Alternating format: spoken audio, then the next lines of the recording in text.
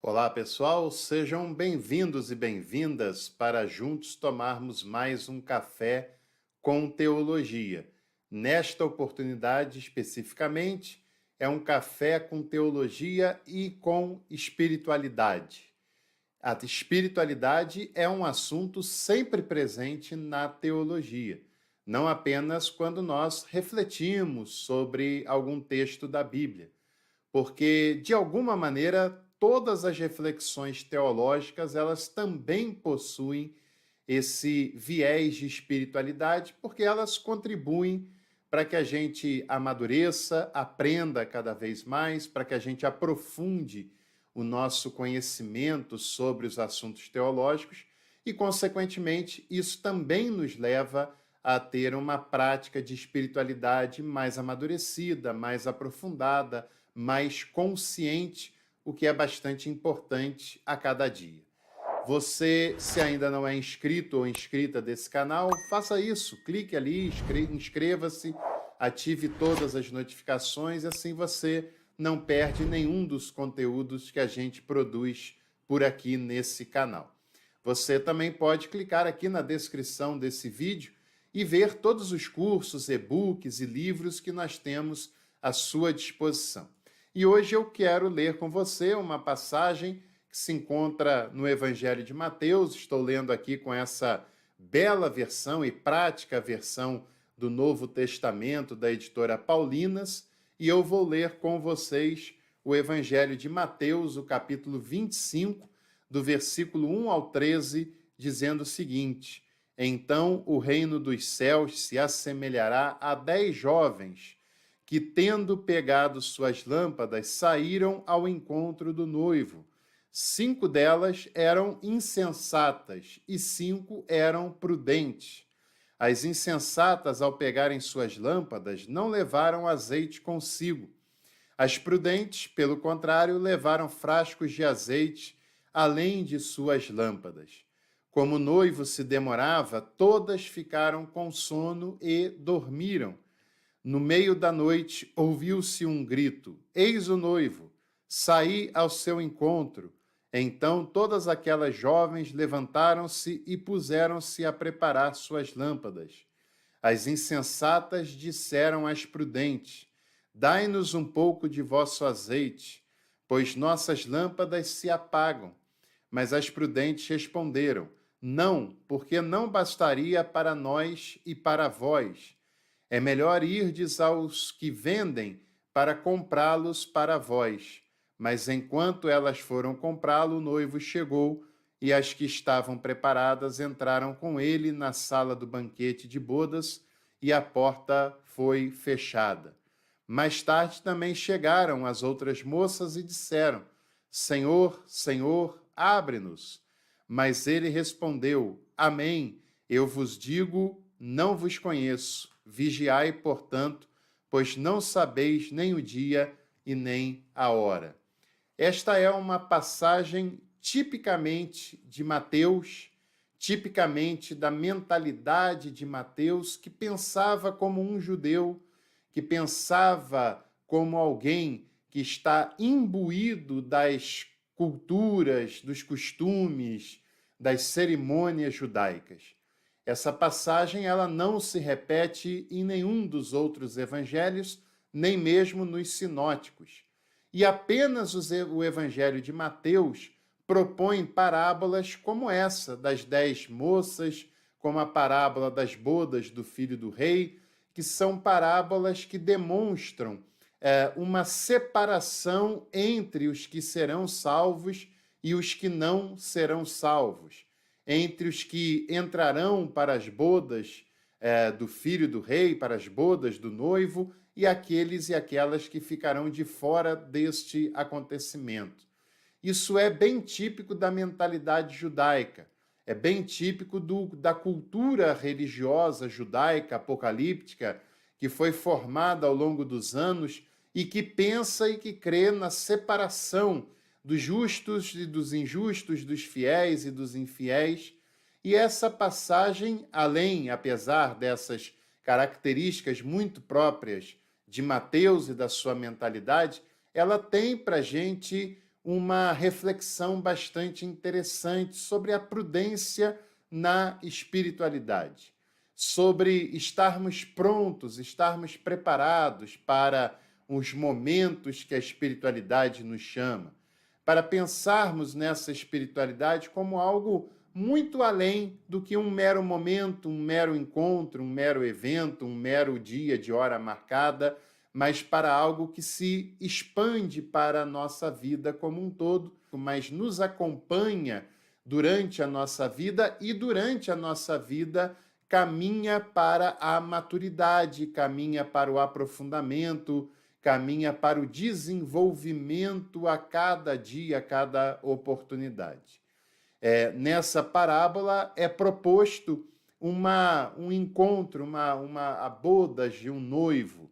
E para aquela cultura havia um cortejo nupcial em que o noivo ia caminhando até o local da cerimônia essa que era muito diferente daquela que nós conhecemos.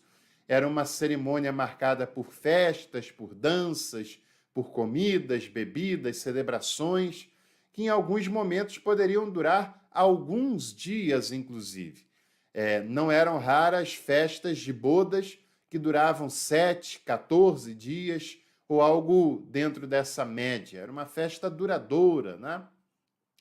E também era comum nessa cultura que 10 moças vestidas de noivas, como se fossem damas de honra, mas numa idade um pouco maior do que as damas de honra que nós conhecemos aqui na nossa cultura, se preparassem para acompanhar o noivo diante desse cortejo nupcial.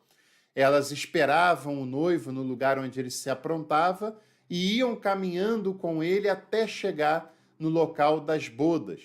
Como esse processo acontecia à noite e não havia iluminação pública, não havia iluminação elétrica, essas moças elas estavam à disposição do noivo com lamparinas que elas deixavam preparadas e que eram acesas e precisavam desse azeite como um combustível para se manter acesas durante todo o percurso do noivo.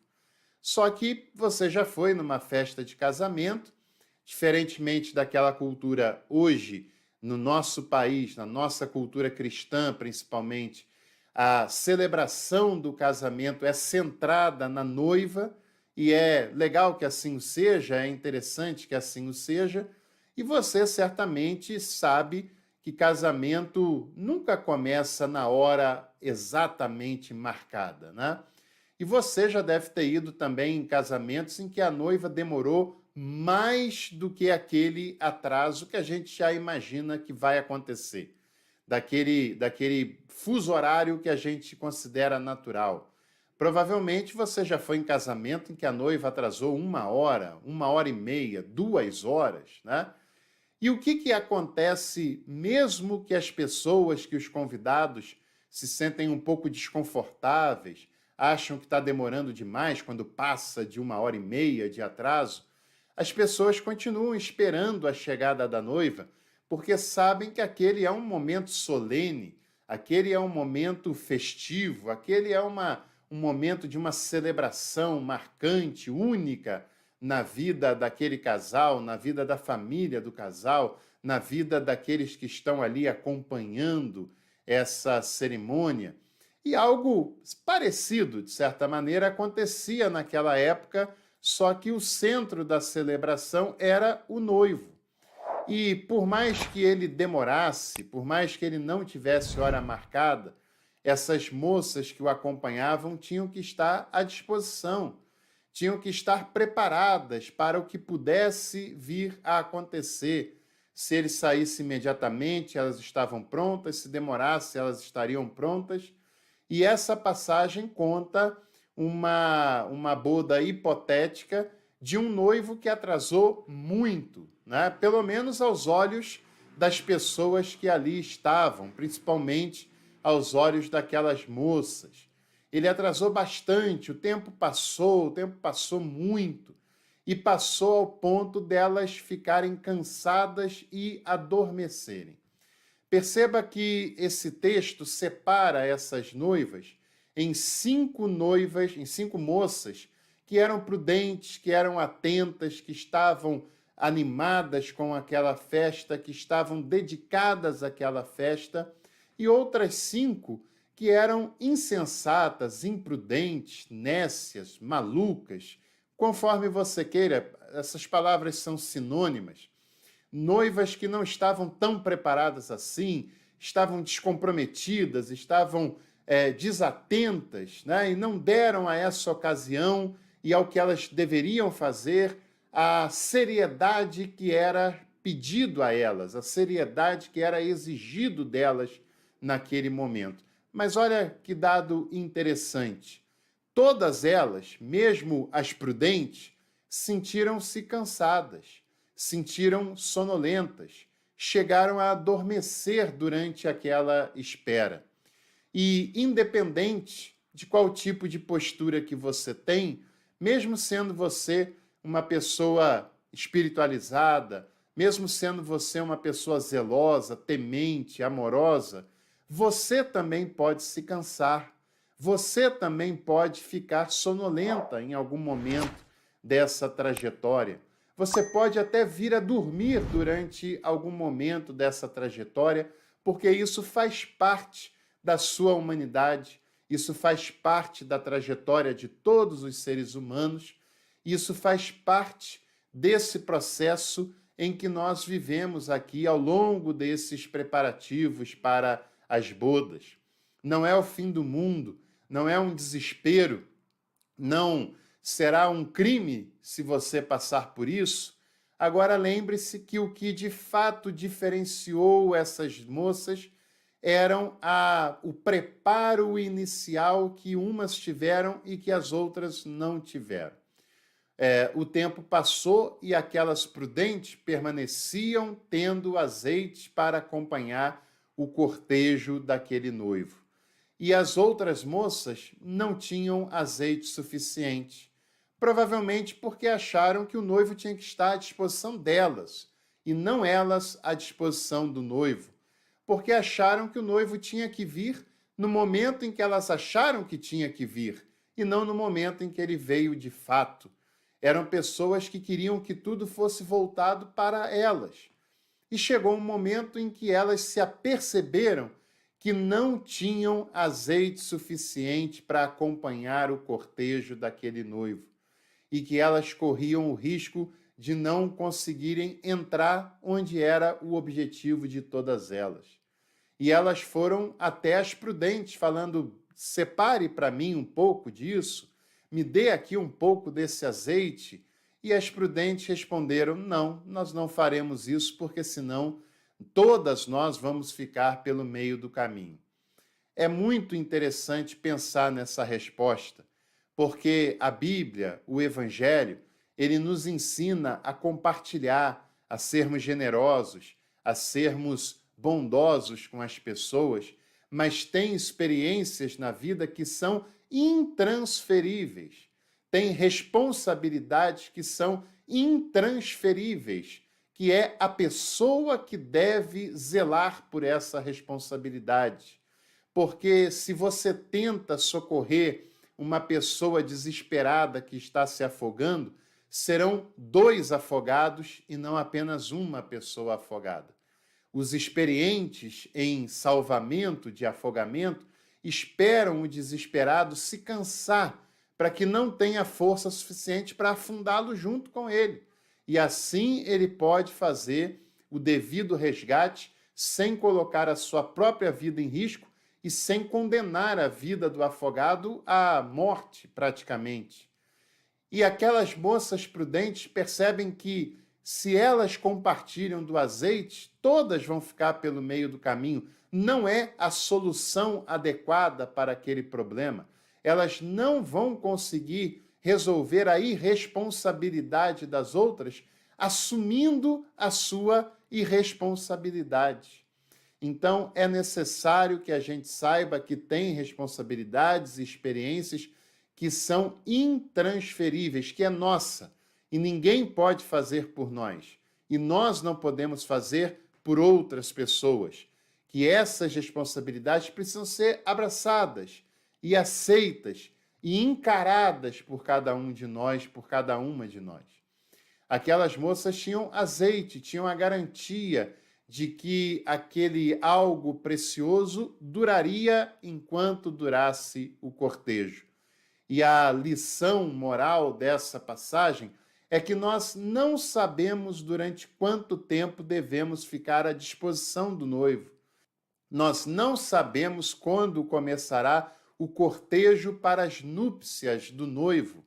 E é prudente, é sensato e é o certo a se fazer que nós tenhamos o azeite suficiente, independente se isso demorará só um pouquinho, mais ou menos, ou durará muito, porque esse é o azeite que nós precisamos ter para nos acompanhar durante a noite, para iluminar nos momentos mais sombrios da caminhada, para iluminar os nossos passos, o nosso caminhar, o nosso trajeto diante disso, para que não nos falte a iluminação, a inspiração, a força, o direcionamento para os nossos pés, para que o nosso caminhar seja firme, seja seguro, seja prudente e, principalmente, para que o nosso caminhar seja deleitoso, para que o nosso caminhar tenha azeite sempre presente, para que possamos nos alegrar na caminhada, para que possamos festejar o cortejo